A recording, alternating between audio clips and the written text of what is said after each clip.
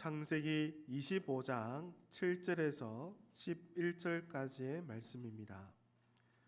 창세기 25장 7절에서 11절 말씀.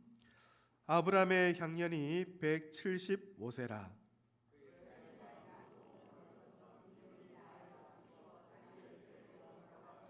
그의 아들들인 이삭과 이스마엘이 그를 마브레 앞 해족속의 소알의 아들 에브론의 밭에 있는 막벨라 굴에 장사하였으니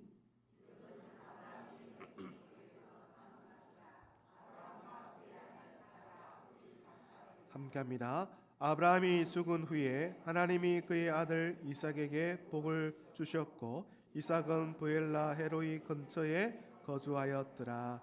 아멘. 긴 연휴를 보내고 함께 예배드리고자 모인 옆에 분들께 참 잘 오셨습니다. 환영합니다. 인사합시다. 우리 잠시 기도하겠습니다.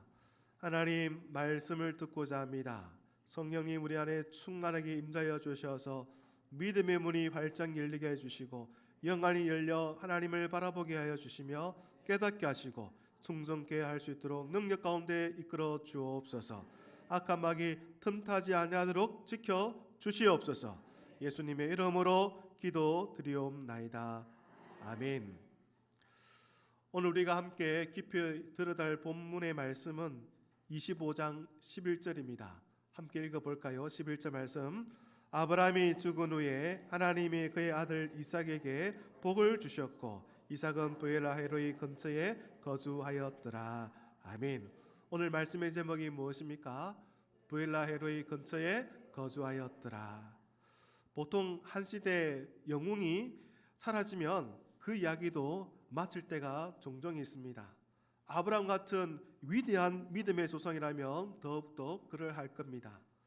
그런데 오늘 본문에 보면 전혀 다른 대답을 주고 있습니다. 아브라함이 죽은 후에 그렇게 마칠 것 같았는데 이어지기를 하나님이 그의 아들 이삭에게 복을 주셨다라고 말씀합니다.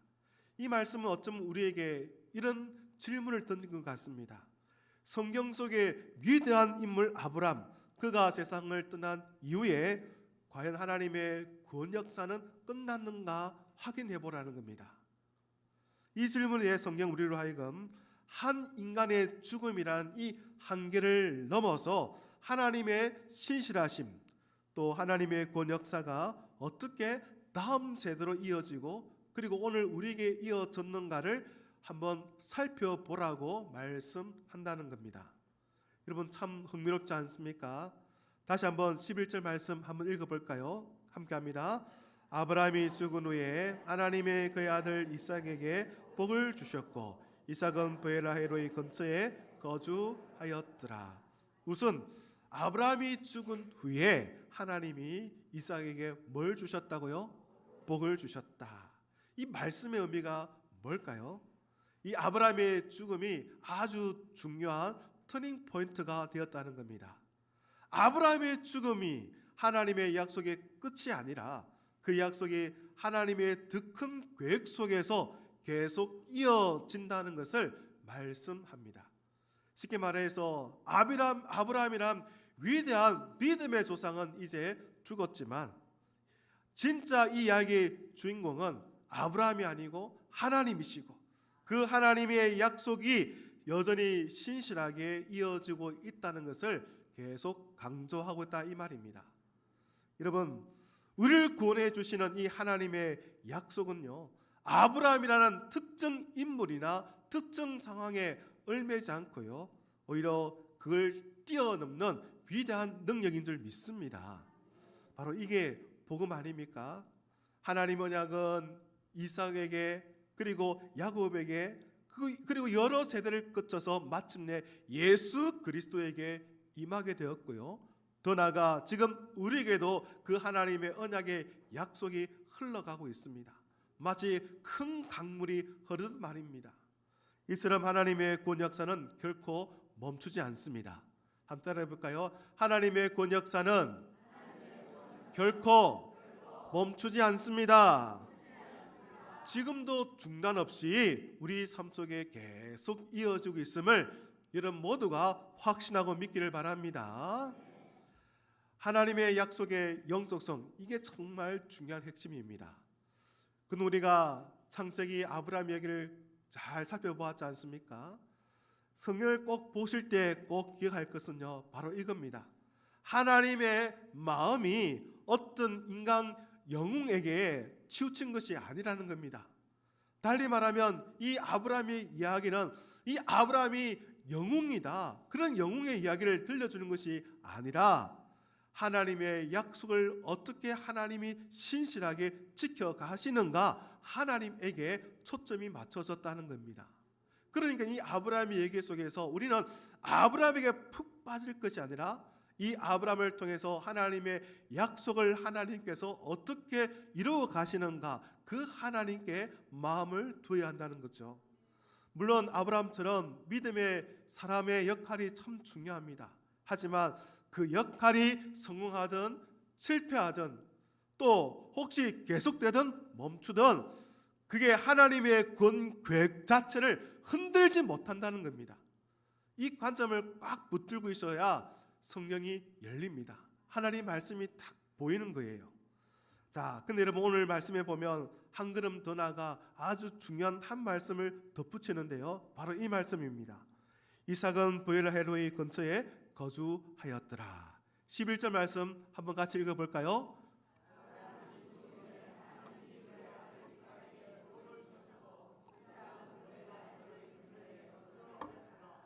이삭이 어디에 거주했다고요? 다시 묻습니다. 브엘라헬로이 근처에 누가 살았다고요? 여러분, 왜 이 이삭이 어디에 살았는가, 이 이야기를 여기에 딱 말씀하고 있을까요? 그저 어디에 살았다 어떤 주소를 알려주기 위해서 기록하셨을까요? 아닙니다. 이 구절은 하나님이 어떤 분인가를 아주 우리에게 정확하게 말씀해주는 중요한 표지판과 같은 겁니다. 여러분 알다시피 아브라함이 175세를 살고 이제 죽음을 맞이하게 되었습니다.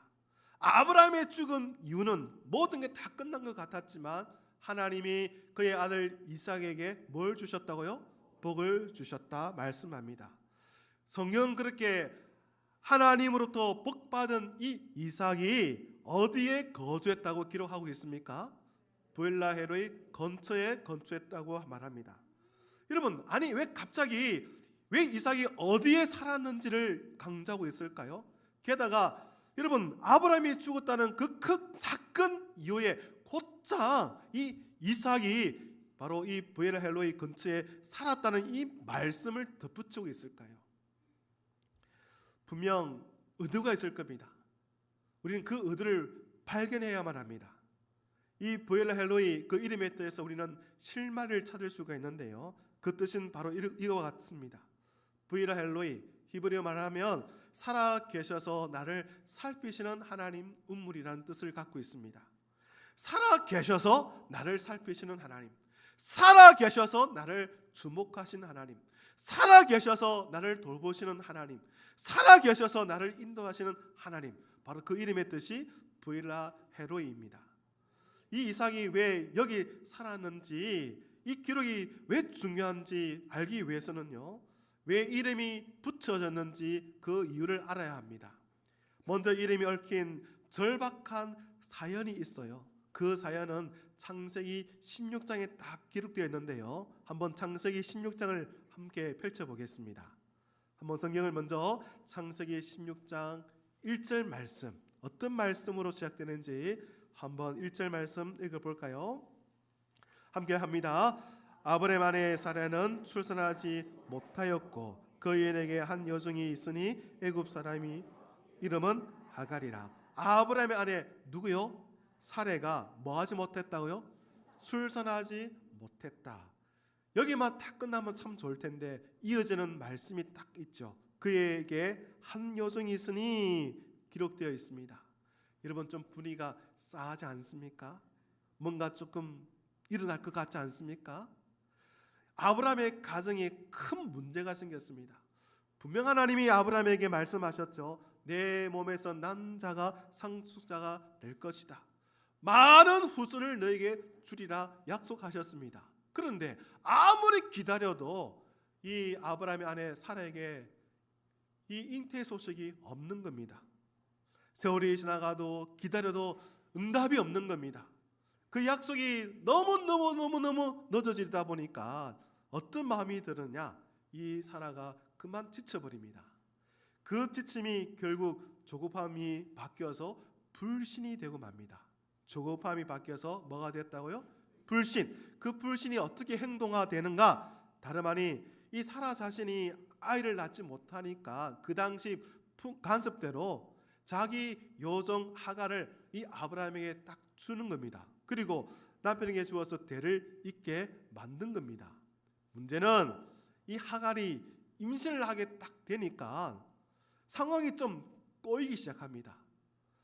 여성이었던 이 하갈이요, 이 주인의 남편의 아이를 딱 갖게 되니까 마음이 딱 바뀌어버리는 겁니다. 그리고 안주인 사례를 좀 얕잡아 보기 시작하는 겁니다. 생각해 보십시오. 그래도 여전히 하갈은 종이잖아요.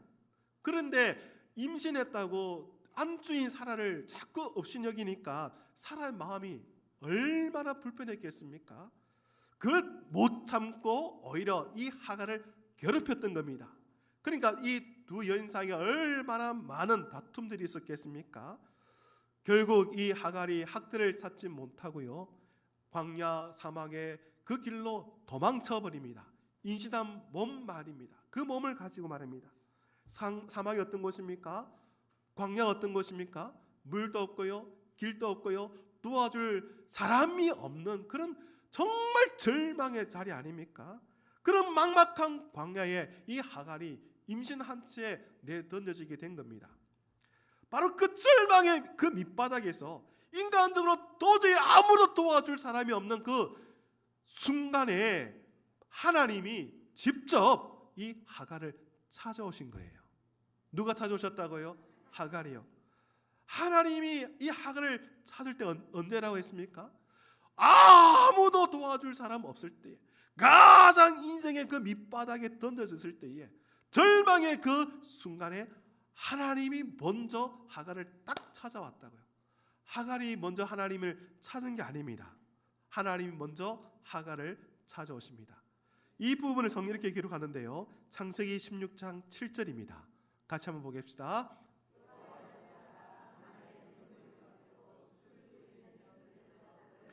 여호와의 사자가 하나님이거든요. 하나님이 하갈을 만나. 이 만나가 참 중요합니다.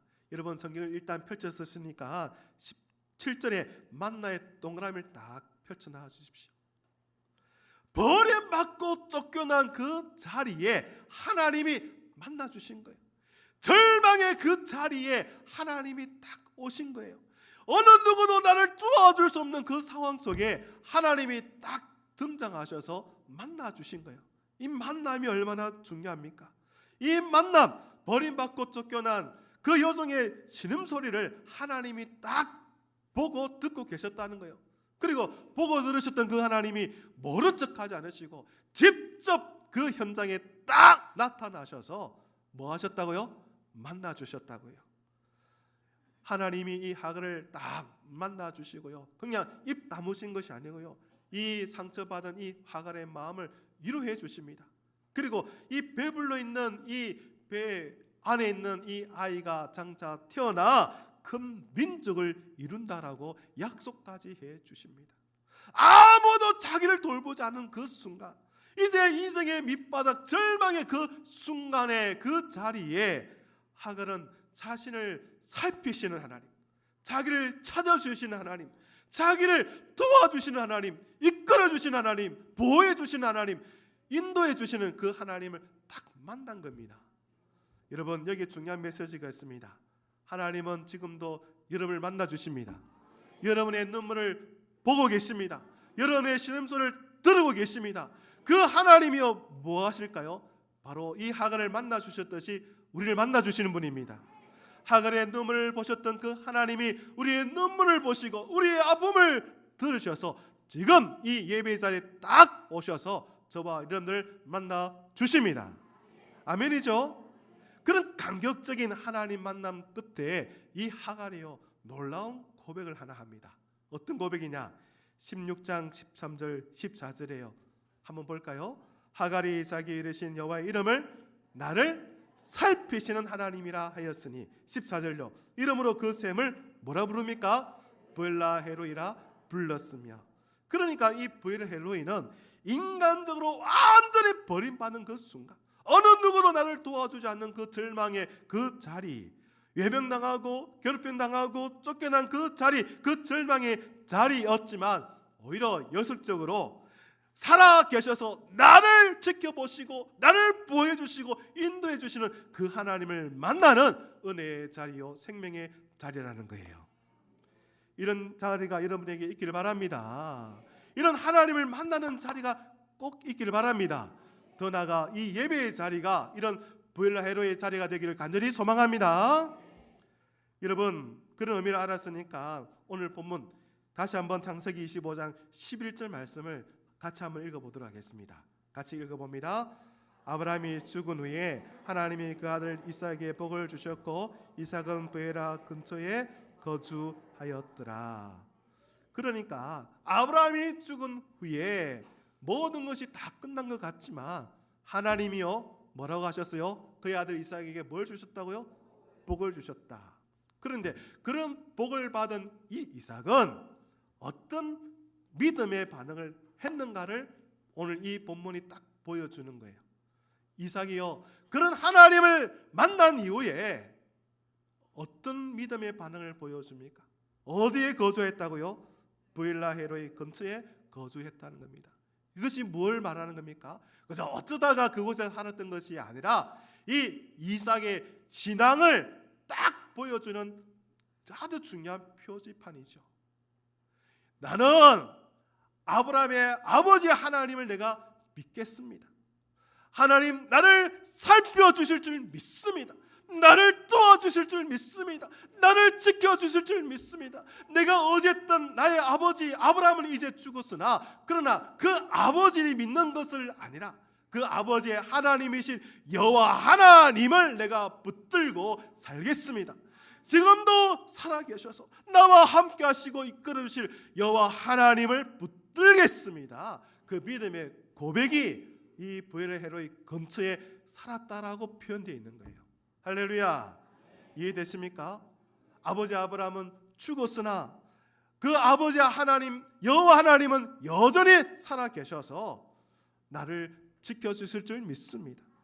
그 아브라함에게 주셨던 그 하나님의 언약의 그 말씀을 오늘 나에게도 주시고 그 언약의 약속을 나에게도 지켜주실 줄 믿음을 가지고 내가 그 하나님을 붙들겠습니다. 이런 고백을 했다는 거예요. 여러분 달리 말하면 이건 뭘 말하는 겁니까? 아브라함이 떠나도 하나님의 구원 역사는 결코 멈추지 않는다는 거예요. 지금도 그 하나님의 역사는 우리 가운데 임한 줄 믿습니다. 그 구원의 역사는 우리 가정에도 우리 교회 안에도요. 그리고 하나님의 자녀들 우리의 모든 삶 속에 계속 이어질 줄 믿습니다. 여러분 이게 복음의 소망 아닙니까? 그래서 여러분 바울은 이런 고백을 합니다. 빌립보서 1장 6절 말씀입니다. 함께 보겠습니다.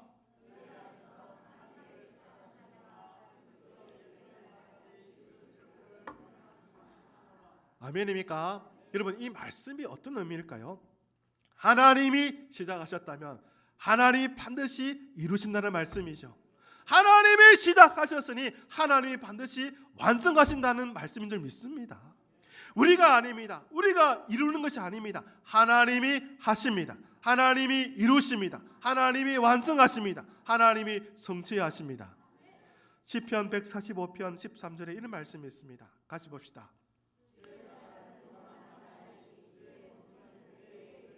할렐루야. 자, 이 말씀을 다 깨달았다면 이 말씀을 오늘 우리 안에 한번 적용해 보십시다. 혹시 이런 고민해 본 적 있지 않습니까? 아무리 교회를 돌아봐도 좀 이상한 것 같아. 내가 아무리 교회를 보아도 예전 같지 않아. 예전에는 많은 사람들이 모여서 참 뜨겁게 기도하고 찬양하고 말씀 듣고 열심히 신앙생활 했는데 지금 보니까 젊은 세대는 다 어디 간 데 없고 사람들의 신앙 열정도 다 식어져 버려서 도대체 교회가 살아있는 건지 죽어 있는 건지 정말 미래가 없는 것처럼 보인단 말이야. 또 어떤 분은 이런 말씀도 하죠. 우리 자녀들 가만히 보니까 너무너무 답답한 거예요. 내가 우리 자녀들을 위해서 그렇게 끊임없이 눈물 흘리며 하나님 앞에 간구했는데 그 간구에 응답이 없는 것처럼 보이는 거예요. 믿음 생활 잘 해야 할 텐데 어찌 보면 믿음 생활 안 하는 것처럼 보이고, 예배를 와도 그냥 가만히 있다가 졸다가 가고, 아무리 둘러봐도 신앙이 있는지 없는지 잘 모르는 것 같아. 또 어떤 분이 이런 말합니다. 목사님, 내 인생 이제 망한 것 같아요. 아무리 내 노력해봐도 길이 안 열리고 계속 실패만 하고, 내가 그렇게 기도하고 그렇게 부르짖어도 하나님은 묵묵 대답하지 않으시고, 하나님 나를 사랑하지 않는 것 같아요. 내가 아프다고 그렇게 기도했는데 하나님 내 병 그 하나 못 고쳐주더라고요. 여러분 바로 그때에 오늘 이 말씀을 기억하셔야 합니다. 어떤 말씀요? 따라봅니다. 하나님의 구원 역사는 결코 멈추지 않는다. 할렐루야. 교회가 아무리 약해 보여도 하나님은 여전히 일하십니다. 교회는요, 우리가 지키는 것이 아니라 하나님이 지키시는 거예요. 우리가 보지 못하는 곳에서, 우리가 기도의 자리에, 눈물의 현실 속에서 하나님은 이 교회를 세우시는 분이십니다. 그래서 말입니다. 교회 안에 보면요, 작은 성김들이 있더라고요. 보니까 예배 전에 말없이 먼저 오셔서 줄 맞추시고, 혹시 바닥에 떨어진 휴지 같다면 딱 주우시고, 잘 정리해서 성도들이 예배를 잘 드릴 수 있도록 딱 하신 분 계시더라고요. 주방에서도 밥을 또 지어서 맛있게 드시게끔 만들고, 또 식후에는 또 힘들지만 또 설거지 열심히 하신 분도 계시고요. 그뿐입니까? 아무도 모르게 새벽에 나와서 성도들의 이름을 부르며 간절하게 기도해주고, 목사를 위해서 기도하고 교회를 위해서 기도하고요. 또 그뿐입니까? 성도들이 다 돌아가신 이후에는 이제 남아서 홀로 쓰레기통을 정리하고, 또 그걸 깔끔하게 정리하시고, 그걸 또 쓰레기 준비하는 두는 곳에 딱 두는 그런 작은 성민들 말입니다. 누가 보지 않아도 늘 하는 그 자리 말입니다. 그런 작은 헌신들이 모여서 바로 지금 이 순간 하나님의 구원의 이야기가 계속 진행된 줄 믿습니다. 그리고 여러분, 하나님의 구원 역사는요, 가정 안에서도 끊임없이 이어집니다. 부모로서 자녀를 바라보면 얼마나 가슴 아픕니까? 우리처럼 열심히 신앙생활 하면 참 좋을 텐데, 믿음이 식은 것 같고, 어떻게 보면 예수 안 믿는 것 같고, 교회를 떠난 것 같은 그런 자녀 볼 때마다 얼마나 가슴이 찢어집니까? 어떤 분은 자녀들 위해서 새벽마다 눈물 흘리면서 기도하더라고요. 하나님, 우리 아들, 우리 딸, 우리 자손들 잘 되게 해달라고, 믿음에서 떠나지 않게 해달라고 그렇게 부르짖어도 어떤 분의 이야기 들으면 여전히 신앙이 없는 것 같고, 교회 생활을 안 하는 것 같고, 하나님 안 믿는 것 같다고 가슴 치며 울부짖는 분들 계시더라고요.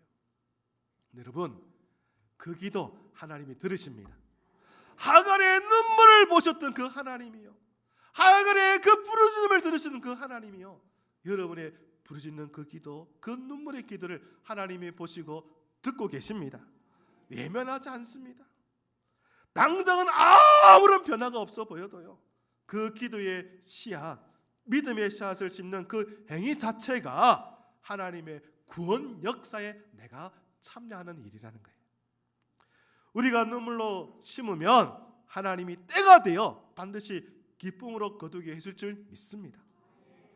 부엘라 헬로이, 살아계셔서 우리를 살피신 하나님, 그 하나님이요, 우리 자녀 역시 책임져 주십니다. 우리 가정을 책임져 주십니다. 우리 인생들 하나님이 책임져 주십니다. 아멘입니까? 사랑하는 여러분, 우리의 개인적인 삶에서도 이 부엘라 헬로이 하나님이 계시잖아요. 내가 실패하고 넘어져 또 질병 때문에 다 마음이 무너져 버린 그 상황 속에서도 하나님 여전히 나를 떠나지 않으신 분이에요. 나를 찾아와 주시는 분이에요. 혹 그 하나님 만나길 원한다면 이 말씀을 꼭 기억하십시오. 빌립보서 1장 6절 말씀 말입니다. 같이 한번 읽어볼까요?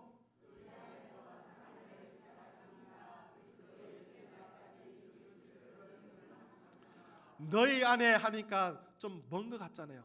바꿔서요. 내 안에 착한 일을 하신 이가 그리스도 예수 날까지 이루실 줄 나는 확신하노라. 아멘입니까? 이렇게 고쳐서 한번 읽어봅시다. 시작. 내 안에서 착한 일을 시작하신 이가 그리스도 예수 날까지 이루실 줄 나는 확신하노라. 할렐루야. 착한 일을 시작하신 이는 내가 아니고요, 하나님이십니다. 하나님이 나를 책임져 주십니다. 하나님이 나를 보살펴 주십니다. 하나님이 나를 이끌어 주십니다. 하나님이 나를 지켜 주십니다. 그 하나님, 누구의 하나님이라고요? 아멘이시죠. 그러니 여러분, 현재 감정이나 상황에 하나님의 신실하심을 제한 두지 마십시오. 내 상황이 이러니까 하나님 역사 안 하실 것 같습니까? 아닙니다. 하나님 역사하십니다. 이런 형편이니까 하나님 역사하지 않으실 것 같습니까? 아닙니다. 하나님 역사하십니다. 그러니까 내 눈에 보이는 이 현실에 나를 가두지 마시고, 아무리 절망적일지라도 여전히 부이라 헤로이 하나님, 나를 살피신 하나님, 나를 지켜신 하나님, 나를 도와주시는 하나님을 만날 수 있기를 간절히 소망합니다. 그 구원의 하나님의 구원의 역사가 지금도 우리 안에 이루어짐을 모두 다 확신하기를 주님의 이름으로 축복합니다. 바로 이것이 부이라 헤로이 신앙입니다. 살아계셔서 나를 만져주시고 나를 만나주시고 나와 함께 하시고 나를 지켜주시고 나를 살펴주시고 나를 치료해주시는 그 하나님, 그 하나님이요 지금도 여러분 가운데, 자녀 가운데, 우리의 교회 가운데 있을 줄 믿습니다. 그러니 여러분 낙심하지 마십시오. 따라합시다. 낙심하지 말라. 옆에 있읍시다. 낙심하지 마십시오. 하나님의 약속은 멈추지 않습니다. 하나님의 구원의 계획은 끝나지 않았습니다. 지금도 여러분의 삶 속에 계속 진행되고 있습니다. 지금도 하나님은 역사하십니다. 일하고 계십니다. 그러니 그분의 구원의 이야기를 이번 한 주간도 붙들고 믿고 살아내는 복된 성도들 다 되기를 주님의 이름으로 축원합니다. 우리 한번 이 찬양해 볼까요?